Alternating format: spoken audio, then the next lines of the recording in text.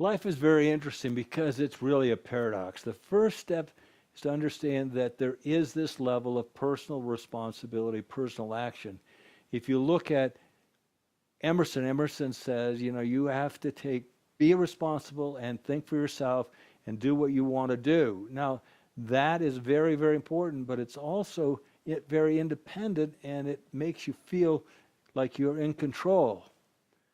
And yet, when I dealt with Buckminster Fuller, the first question he said to me, Marshall, you didn't create this universe, and you are not running it. Now, if I'm not running it, then why am I personally responsible? Well, what he pointed out is you don't belong to you, you belong to the universe. You can rest assured if you devote your time and attention to the highest advantage of others, the universe will support you always and only in the nick of time. What does that mean, always and only in the nick of time? It means that nature is always most economical, so it's only going to do it in the nick of time. Anything earlier would be waste because it's not in the nick of time.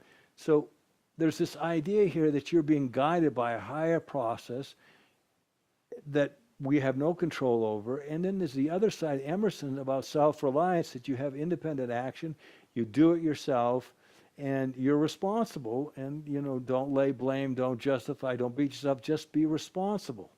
So they don't really work together unless you start to look at it from higher space. And what I have been able to look at it and say, look, I am responsible for what I can do, and I am going to work very hard at what I can do.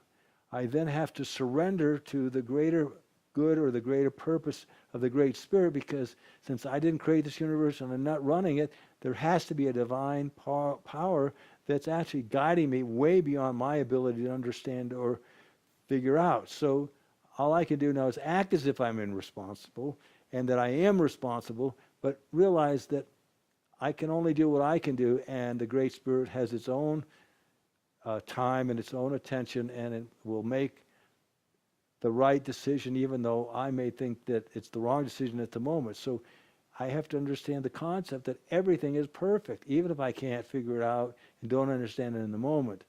As long as I'm personally responsible, I can then go ahead and then watch what really happens outside of my individual action and see what the Great Spirit has in mind. And that talks about a thing called procession, which we'll get into later. But the whole idea here is that life is a paradox. You act as if you're personally responsible, and yet you're not. It's a greater spirit that's really running this whole show. I learned from Bucky a long time ago that the bigger the picture, the more accurate your prediction. There's nothing in a caterpillar, if you just study a caterpillar, will ever tell you about scenario butterfly. So my entire life, I'm working as much as I can to be a comprehensivist. That's interested in everything, so I can make better choices, better decisions, and have a better perspective. What can I do for you?